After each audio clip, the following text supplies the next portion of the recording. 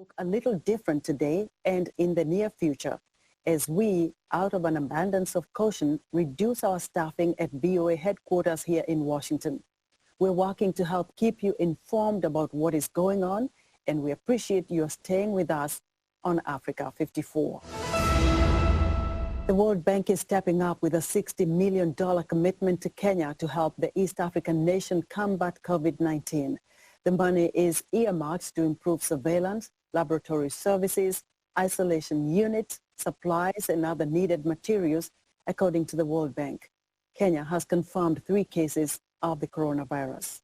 The coronavirus continues to spread its venom to people around the world. There are now over 101,000 cases and more than 7,100 deaths linked to COVID-19 across 163 countries and territories. China now accounts for less than 50% of all global cases and deaths. 5 countries, Italy, Spain, France, Germany, and Iran, are each reporting over 1,000 new cases.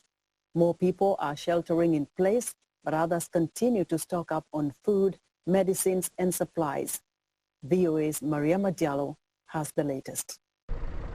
Spain declares a state of emergency and imposes a near total lockdown to fight the COVID-19 as the number of infections there jumped overnight by roughly 20% to over 9,000 cases.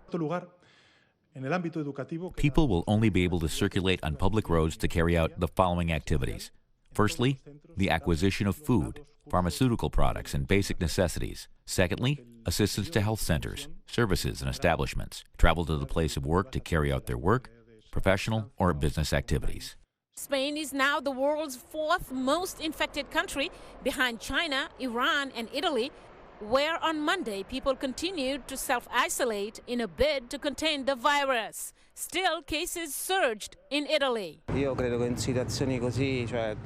believe that in this kind of situation, we must be compliant and orderly. I hope that it will end soon, because I am exhausted. Here at the supermarket, things are quite smooth. We're keeping the safety distances. I have the gloves already in my pocket, and I calmly respect my line. I try to be as quick as possible. In London, customers packed supermarkets as locals stockpiled essentials. In Paris, residents also rushed to grocery stores as French authorities shut down restaurants, cafes, cinemas, and non-essential retail shops. Given the scale and the speed. In South Africa, where there are more than 60 confirmed cases, the president announced that foreigners coming from hard-hit countries will not be allowed to enter. Kenya announced measures to contain the virus after confirming 3 infections. We have suspended learning in all our education institutions with immediate effect. Meanwhile, back in Wuhan, China, doctors said testing is the most important containment tool. Test, and test. Whenever you have no chance to do the test, the nucleic acid test for COVID-19, you never know who is the carrier, who is the patient, and you never know who should be quarantined and who are close contacts. Advice echoed by the World Health Organization on Monday, and something other countries around the world are racing to do. Mariama Diallo, VOA News. South Africa is announcing strong measures to slow the spread of the coronavirus. President Cyril Ramaphosa has effectively shut down all borders, schools, and large gatherings across the country. VOA's Anita Powell reports from Johannesburg. We've decided to take urgent... The rise of coronavirus cases in South Africa has prompted President Cyril Ramaphosa to announce tough measures to try to slow the virus from spreading. Ramaphosa banned travel from high-risk countries, public gatherings of more than 100 people, and closed all schools from Wednesday. We have now declared a national state of disaster in terms of the Disaster Management Act. This will enable us to have an integrated and coordinated disaster management mechanism that will focus on preventing and reducing the outbreak of this virus. South Africa's government this past weekend repatriated 114 of its citizens from Wuhan, the Chinese city where the outbreak started. They will be kept in quarantine for 3 weeks, though none have tested positive for the virus. In Johannesburg, South Africa's economic and transport hub, people appeared to be taking the president's warnings seriously. My worry is how long is it going to take? Because just from our business point of view, and if we have to shut down parts of our business or drastically interfere with our businesses run, I'm just worried about how long we can stand it. And I'm not worried about our staff. I'm worried about the taxis. If there are no taxis and there are no buses, we might not have a business. I think it was just the right time because of all this time we've been taking this disease lightly. It's only now that the president has made us aware of the seriousness and how much it's going to affect us that we're also aware that, oh no, this is really a big deal and we should now start taking care of ourselves. But not all South Africans are concerned about coronavirus. I'm not worried, not a bit. I mean, at work, I'm already, exposed. I said my guys are well traveled, so I'm exposed. So I'm already exposed, so I can't lose at work. But Ramaphosa urged the Rainbow Nation, already struggling with high unemployment and power cuts, to rise to the challenge posed by coronavirus. The respiratory illness has infected a confirmed 170,000 people worldwide since December. But health officials fear the number of unconfirmed cases could be much higher. Anita Powell, VOA News, Johannesburg. The White House has released tougher U.S. social distancing guidelines for the next 15 days to combat the spread of COVID-19 and acknowledged it could be July or August before the outbreak is contained. White House correspondent Patsy Widakuswara has more. An empty Times Square in New York City as the city scrambled to contain the coronavirus pandemic. Several states ordered restrictions on businesses, including restaurants, and closed schools, while the federal government pushed back on rumors of a national lockdown. However, U.S. President Donald Trump gave more rigorous guidelines for the next 15 days. My administration is recommending that all Americans, including the young and healthy, work to engage in schooling from home when possible, avoid gathering in groups of more than 10 people, avoid discretionary travel, and avoid eating and drinking at bars, restaurants, and public food courts. Trump has been criticized for his handling of the crisis, including prematurely touting a Google website that he said would help people determine whether they needed a coronavirus test. But as cases spike up, he has taken a more somber tone and acknowledged it could be July or August before the outbreak is under control. He seems to be admitting that there is actually a crisis, that it's not going to be a short-term crisis, and that it is in fact going to come with a lot of challenges. I thought today's statement was the most dramatic and the most filled with the most acknowledgement of those realities that everyone else around him has been talking about. Health experts are applauding the tougher guidelines. I think people can see that, okay, for 15 days, we can do this. Then if there are positive effects, which there should be, this should help slow things some, then it will be a good time then to reassess and determine, do we extend this? How do we deal with the next phase? The U.S. is a federation, and it's mostly up to states to determine containment measures. In the United States, healthcare, like education, often is going to come down to where you live and who's in charge of that area, whether it's a state department of health or a school district. These kind of practices in the United States typically are in local hands. States that have not yet experienced community spread have been slower to act. Despite a national emergency declared last week, thousands still flock to Florida's coastline in Miami Beach. Hey, let's go to the beach for a week while everybody gets quarantined. They're going to be all pasty white, and we're going to be nice and tan. The administration has also implemented protective measures, including taking the temperature of anyone entering the White House. Meanwhile, the White House Correspondents Association called on all members to work remotely as much as possible and to keep minimum staffing at the White House, including during press briefings. Patsy Widakuswara, VOA News. Stocks on Wall Street tumbled again Monday, triggering halts to trading designed to slow panic selling that gripped worldwide markets in recent weeks. The latest sell-off came despite Sunday's strong medicine administered by the U.S. Central Bank, which slashed interest rates to nearly zero. VOA's Arashar Basadi reports. Monday's opening bell heralded another day of losses on Wall Street. The Federal Reserve's aggressive interest rate cut did nothing to quell the jitters of investors spooked by the prospect of a global recession. Industries around the world are feeling financial shockwaves as economic activity in many sectors grinds to a halt, including in Austria. We are currently experiencing a free fall. We have no new bookings. We have cancellations, which are already becoming less because the business has basically been written off for March. So we're indeed experiencing a standstill of public life in our city. That standstill affects small businesses like this eyewear shop. We haven't had any sales for days already. I'm not hateful or angry about this. A shutdown must come. 4 weeks, everybody at home. That's good for families. It would eradicate the virus, and then things will go back to normal. But normal may not return anytime soon, and economic activity could be sluggish even after coronavirus infections subside in Europe, North America, and elsewhere. The indicators are that the world economy will be is turning into a recession for 2020. It's not only China, it's Japan, it's Italy, it's Germany, weak economic growth globally. If prolonged, weak or halted demand for goods and services can kill small businesses. Up until this moment, we have no customers. I think of closing the shop. I'm thinking of looking for another job to earn my living because there are no customers. All bookings are canceled, flights are suspended, and all because of this disease.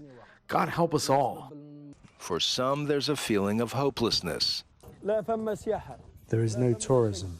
There is nothing. This disease has been a disaster for the people. Uncertainty is everywhere, including the White House, where economic advisor Larry Kudlow's well of optimism about U.S. economic performance seems to have run dry. This market decline is tough. It's very tough.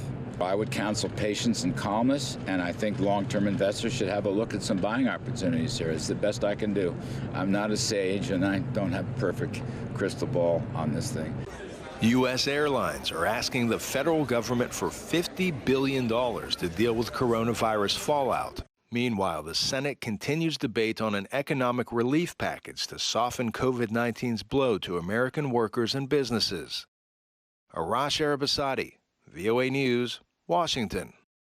There are mounting concerns that the COVID-19 pandemic could disenfranchise large numbers of American voters in the U.S. presidential election. As VOA's Brian Padden reports, 2 states have postponed primary elections, and there are new calls to expand vote-by-mail options. Primary elections in Georgia and Louisiana were to be held in late March and early April, but officials have postponed the polls because of the coronavirus threat. We want to protect the health and safety of all Louisianians by doing our part to prevent the spread of this highly infectious disease. The deadly outbreak has forced schools and businesses to close and the cancellation of public events as officials seek to contain the virus. Advisories against public gatherings have impacted the presidential campaign. Sunday's Democratic debate between former Vice President Joe Biden and Vermont Senator Bernie Sanders was held without an audience present.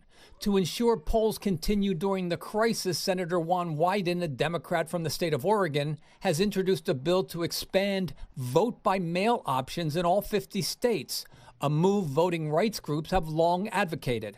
This is ironically a unique opportunity to modernize and update our voting systems and make them work better for every American. Currently, 34 states and the District of Columbia offer no excuse absentee voting by mail. Some, like Washington and Colorado, have eliminated in-person voting completely. Other states require a justification for requesting an early ballot, such as conflicting travel or work schedules. As the coronavirus threatens Democrats and Republicans alike, a safer voting alternative could attract bipartisan support. Brian Padden, VOA News, Washington. Coming up, a look at how social media is revolutionizing the way people do business in Africa. Hi, you just hi.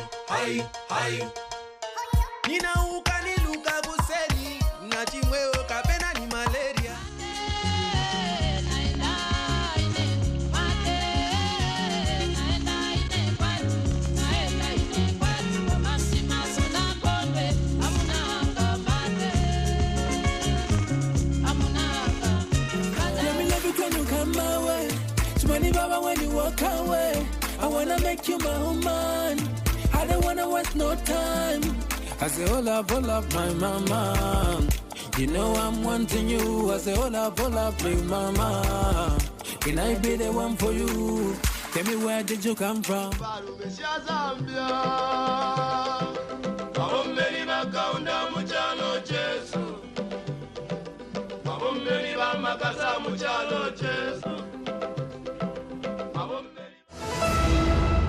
Family and rights groups of Nigerian journalist Omoyele Sowore are calling on the government to end delay tactics in court and drop all charges.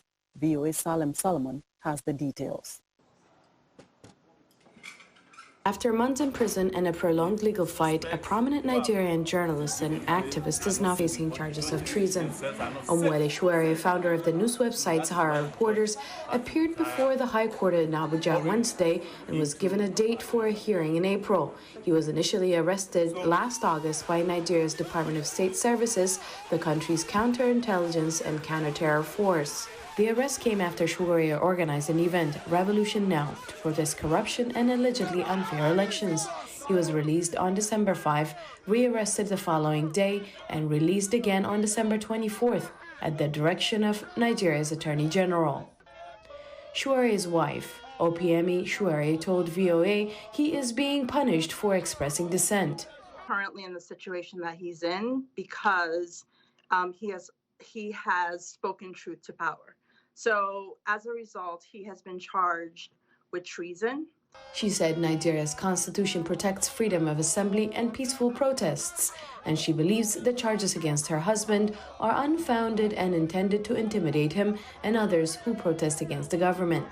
No evidence has been produced to support the case of treason. Again, the case is based on the fact that he organized a peaceful protest, which is not illegal in Nigeria. So others who actually attended the protest were charged with unlawful gathering, and many of them are free at the moment. The new charges come as Nigeria's Senate considers a controversial social media bill that would criminalize spreading false information online and allow the government to block access to social media sites such as WhatsApp, Facebook, and Twitter. Critics say the tool will be used to silence critics.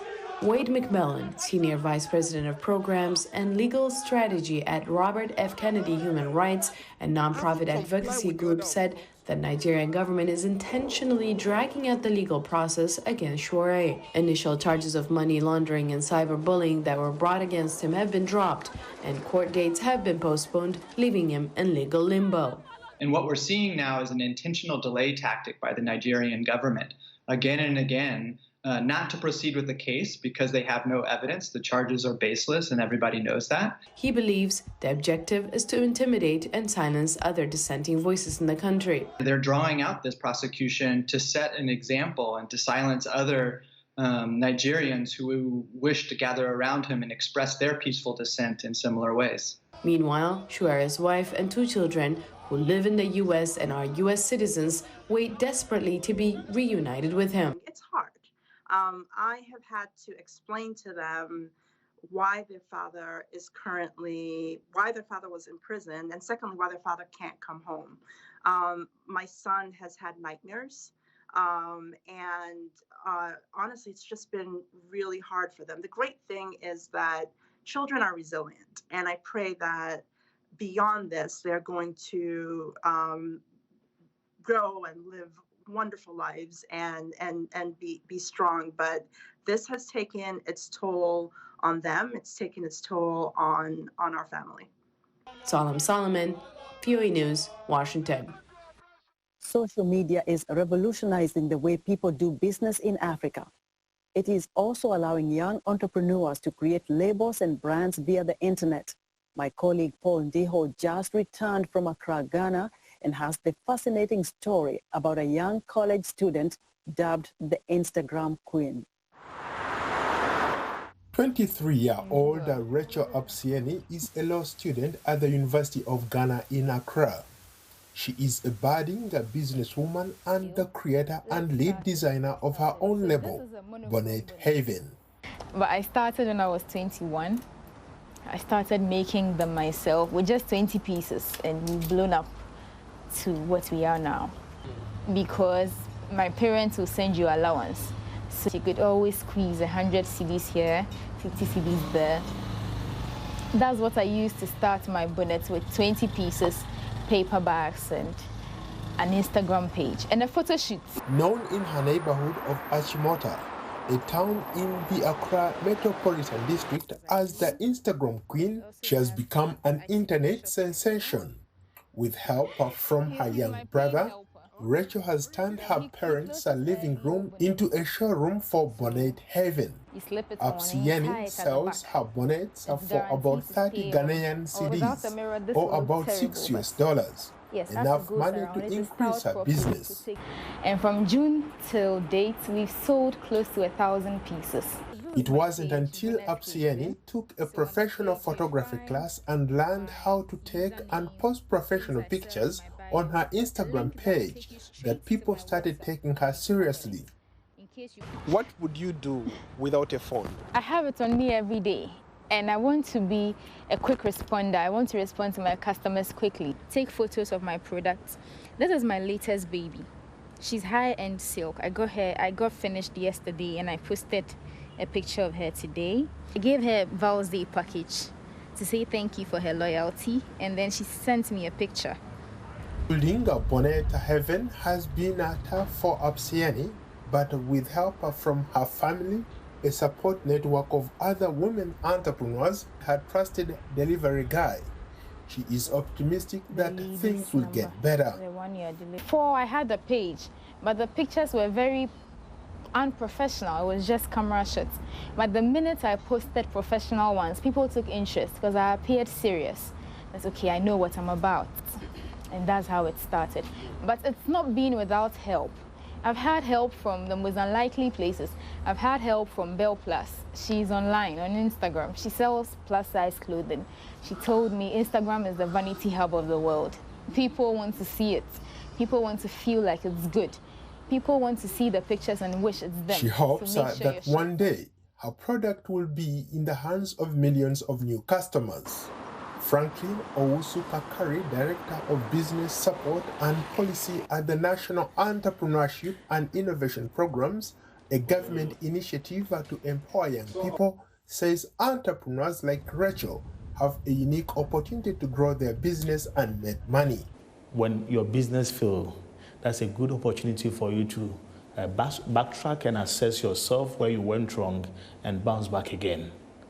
Then you can be able to, because the failures, the mistakes I made in my first business, I have to be able to avoid them with the new businesses that I've set up. And for the last 10 years, our businesses have been able to stand the test of time. Africa has one of the world's fastest growing telecom markets, and analysts say internet-based mobile solutions are helping boost development and growth on the continent. For Rachel and other African entrepreneurs who are tapping into the power of social media and mobile technology, the sky is the limit. Paul Ndihau, VOA News. A retired African-American educator is using his new career as an artist to educate younger generations about racial divisions that led to some of the darkest chapters in American history. The work of the sculptor is now on exhibit in Santa Fe, New Mexico. Here's VOA's Chris Simpkins. Lynching was a way, of course, of controlling and terrorizing African Americans at that time. So that's it's difficult for sculptor Joshua Wells to talk about his art. His creations arise from real-life stories of brutal violence against African Americans. This man is Jim Heron, okay? He was executed and tortured in Estill Springs, Tennessee. Wells is showcasing his work at the Institute of American Indian Arts in Santa Fe, New Mexico. The city, long known for its art scene, is a place where people looking for a second career can empower their creativity. What they bring with them is creative expression, but they're able to develop that talent, that creativity.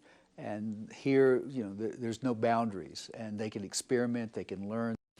The retired educator, now 72, is using his love of art to teach fellow students about racism and its impact on lives.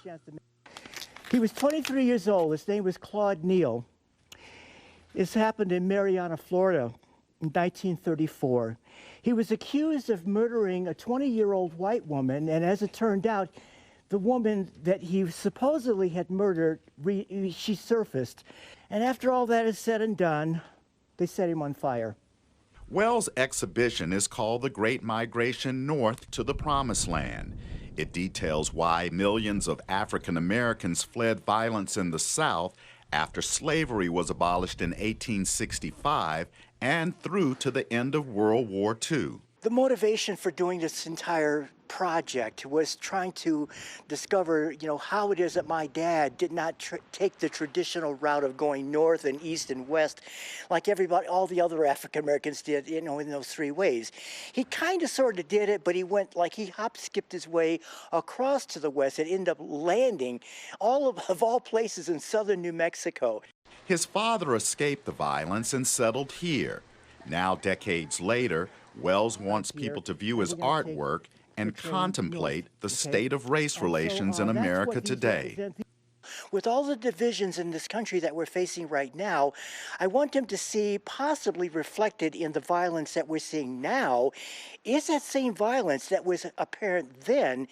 Are we still having those same experiences in this day and age? Joshua Wells says if people can better understand and condemn racial violence, history is less likely to repeat itself. Chris Simpkins, VOA News, Santa Fe, New Mexico. And that's our show for today. Be sure to watch Africa 54 on our website at voaafrica.com. From all of us here in Washington, have a good evening.